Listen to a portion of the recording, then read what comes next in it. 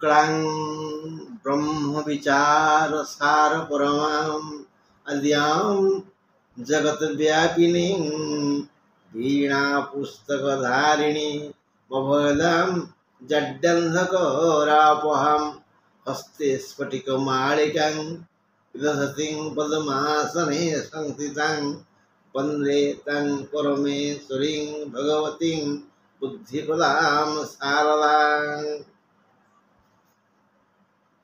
बंधु आमे आज प्रभात वीणाधारिणी सर्वशुक्ला सरस्वती शारदा को प्रणाम करी आजिर कार्यक्रम आरंभ करुचे।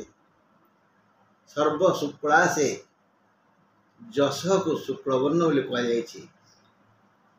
तेणु महाधन विद्याधन अधिकारिणी विद्या प्रदायिनी विद्या करुणाकारिणी विद्यामयी साक्षात परम ब्रह्म स्वरूपिणी देवी शारदा आपण समस्त को सद्ज्ञान दिंतु, समस्त सद्बुद्धि जागृत हो, समस्ते भूल को स्वीकार करंतु एवं सच्चिद आनंद को उपलब्धि करंतु। एक कामना करी आज मु आरंभ करुची जे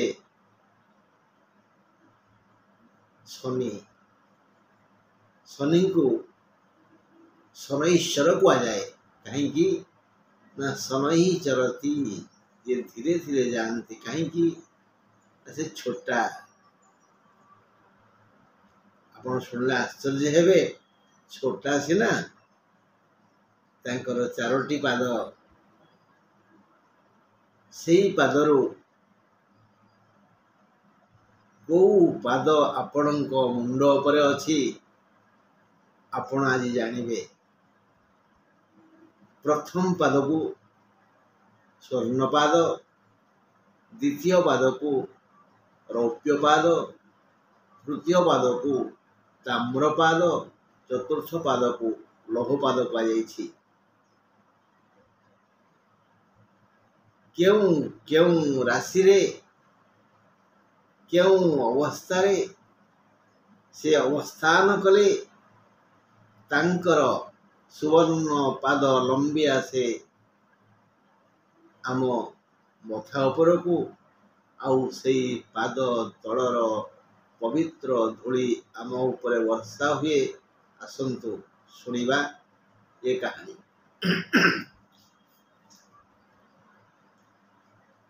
आगे टिके पांजी पढ़िबा। आसंता काली मई 17 तारीख शुक्रवार बिछा धनु मीन राशि मानकर घातबार, कर्कट और मकर राशि पुरुषंकर घातचंद्र। तेणु जो कलम शाग खाइबा मना। सकाळ 8टा 49 जाए जोगिनी पूर्वर रहिबे। 8टा 49 गते उत्तर को गति करिवे। 8टा 49 गते यात्रा कले शुभ हो। पांजिकार तांकर पवित्र पुस्तक रे या लिपिबद्ध करछन्ति।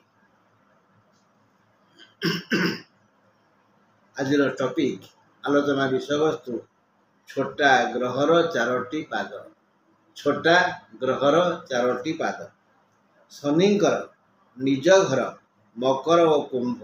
कुंभ तांकर मूल त्रिकोण, कारण से कुंभ रे रही शांति अनुभव करने सह समस्तंकर शुभ कामना करिथांती। तुलारे से उच्च जदि जातकरे स्थिर भाव शनि कुंभ रे थांती और गोचर रे षष्ठ और एकादश हुंती, तेबे शतकड़ा 100 शुभ फल देई थांती। वृष कन्या मिथुन तांकर मित्र ग्रह। यही 3 स्थान रे थिले गोचर रे जन्म षष्ठ और एकादश हेले शतकड़ा 80 शुभ फल देई थांती। मेष और बिछा शनिंकर शत्रु घर। यही स्थान रे थाई गोचर रे जन्म षष्ठ एकादश हेले बाध्य होई हसंती, अर्थात शतकड़ा 30 शुभ फल देई थांती।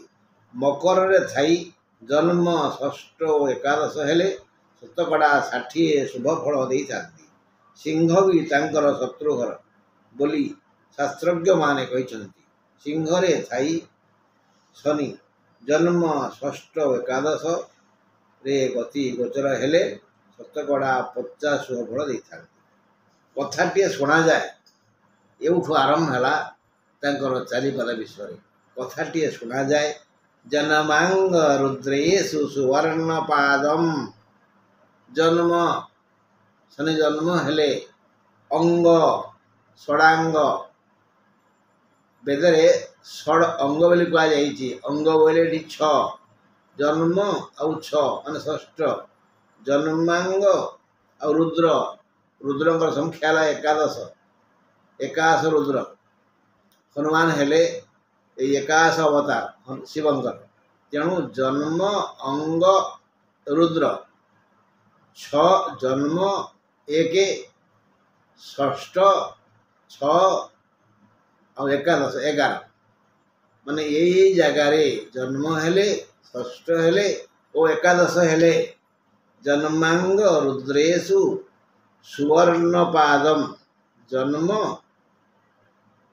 ଆଉ ଅଙ୍ଗ ଓ ରୁଦ୍ର, ଏମିତି ଅଙ୍ଗ ଅର୍ଥ ଷଡ଼ାଙ୍ଗ, ରୁଦ୍ରଙ୍କ ସଂଖ୍ୟା ଏକାଦଶ। ଏଣୁ ଜନ୍ମ ଷଷ୍ଠ ଓ ଏକାଦଶ, ଜନ୍ମ ଷଷ୍ଠ ଏକାଦଶକୁ ଗୋଚରରେ ଶନି ଯାତ୍ରା କଲେ ତାଙ୍କର ସୁବର୍ଣ୍ଣ ପାଦ ବାହାରି ଆସେ ମଥା ଉପରକୁ, ଆମର ମଙ୍ଗଳ ହୁଏ। ଏଇ ତିନିଟା ଜନ୍ମ ଷଷ୍ଠ ଏକାଦଶକୁ ସୁବର୍ଣ୍ଣ ପାଦ କୁହାଯାଏ।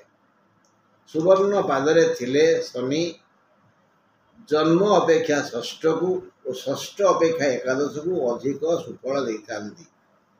ମାନେ ଏ କ୍ଷେତ୍ରରେ ଶତକଡ଼ା 75 ଶୁଭ ଓ ଶତକଡ଼ା 25 ଅଶୁଭ ଫଳ ମିଳିଥାଏ।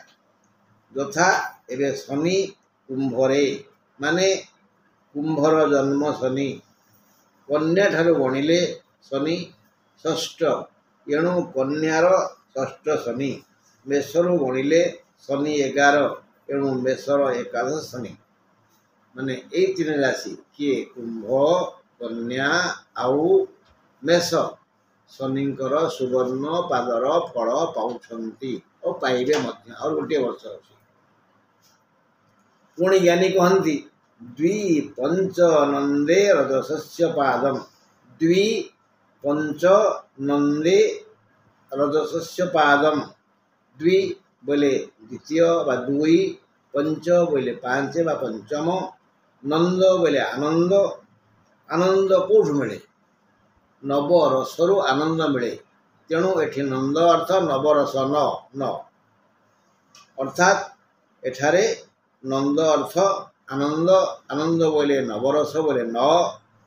ତାହେଲେ ଶନି ଗୋଚରରେ ଦ୍ୱିତୀୟ, ପଞ୍ଚମ ଓ ନବମ ହେଲେ ରଜତ ପାଦା ହୁଅନ୍ତି। ଅର୍ଥାତ୍ ଯେଉଁମାନଙ୍କର ଦ୍ୱିତୀୟ ଆଉ ପଞ୍ଚମ ଓ ନବମ ହେବ, ସେମାନେ ତାଙ୍କର ମାନେ ଶନିଙ୍କର ରୌପ୍ୟ ପାଦର କଲ୍ୟାଣ ପାଇବେ। କିଏ ହେଲେ ନା ମକର ପାଇଁ କୁମ୍ଭ ଦ୍ୱିତୀୟ, ତୁଳା ପାଇଁ କୁମ୍ଭ ପଞ୍ଚମ, ମିଥୁନ ପାଇଁ କୁମ୍ଭ ନବମ। ଏଣୁ ମକର, ତୁଳା, ମିଥୁନ ରାଶିଙ୍କର ଲୋକେ ଶନିଙ୍କର ରଜତ ପାଦର କଲ୍ୟାଣ ପାଇବେ। ମାନେ ଶତକଡ଼ା 50 ଶୁଭ ଫଳ ଓ ଶତକଡ଼ା 50 ଅଶୁଭ ଫଳ ପାଇବେ। ପଣ୍ଡିତେ କହନ୍ତି ଆଉ ଗୋଟିଏ କଥା, ଆମେ ଆଗରୁ କ'ଣ ଶୁଣିଲେ ଯେ ଜନ୍ମାଙ୍ଗ ରୁଦ୍ରେଷୁ ସୁବର୍ଣ୍ଣ ପାଦମ୍, ତାପରେ ଶୁଣିଲେ ଦ୍ୱି ପଞ୍ଚ ନନ୍ଦେ ରଜସସ୍ୟ ପାଦମ୍। ଏବେ ପଣ୍ଡିତେ କହନ୍ତି ତ୍ରିସପ୍ତ ଦିକ୍ ତାମ୍ର ପାଦମ୍। ଦ୍ୱିସପ୍ତ ତ୍ରିସପ୍ତ ଦିକ୍ ତାମ୍ର ପାଦମ୍ ବଦନ୍ତି। ତ୍ରି ବୋଇଲେ 3, ସପ୍ତ ବୋଇଲେ 7, ଦିକ୍ ବୋଇଲେ ଦିଗ, ଆମର ଦିଗ ସଂଖ୍ୟା 10। ଏଣୁ ତୃତୀୟ, ସପ୍ତମ ଓ ଦଶମ ହେଲେ ଶନିଙ୍କର ତାମ୍ର ପାଦ କାମ ଦିଏ। ଏଣୁ ଧନୁ ପାଇଁ କୁମ୍ଭ 3, ସିଂହ ପାଇଁ କୁମ୍ଭ 7, ବୃଷ ପାଇଁ कुंभ दशम अर्थात शनि तरफ यही तीन राशि को बोले सिंह धनु धनु सिंह और वृष ये तीन राशि शनि तरफ फल मिल शुभ 25% 25% शुभ फल और 75% अशुभ फल पाइबे। ज्योतिष गण कौन कहती पुणी शेष ना वेदाष्ट सार्धे स्वीह लौह पादम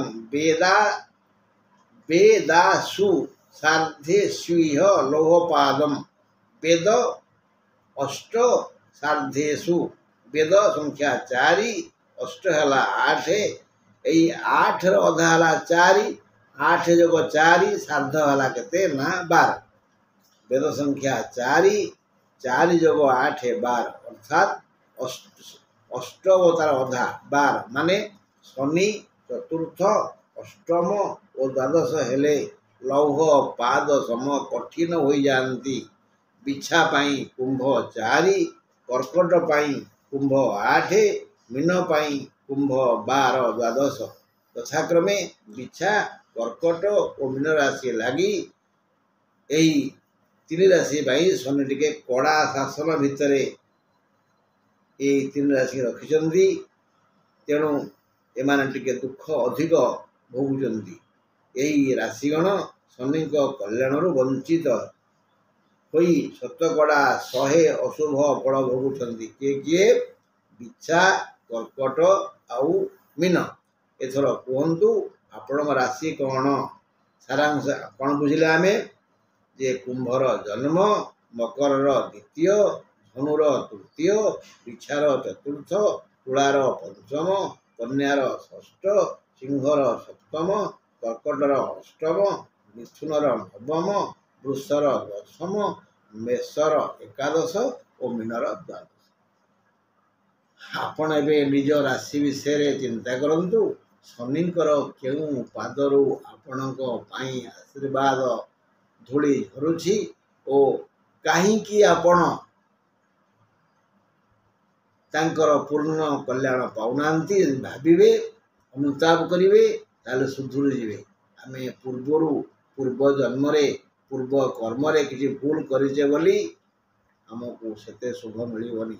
शनि मुह देखा काम करती कौन वशीभूत हमें प्रायश्चित किसी ना सी हेडस्ट्रंग सी सब कही ड्यूटी इज गार्ड रही से गड से भगवान से ईश्वर को ग्रहराज को प्रणाम।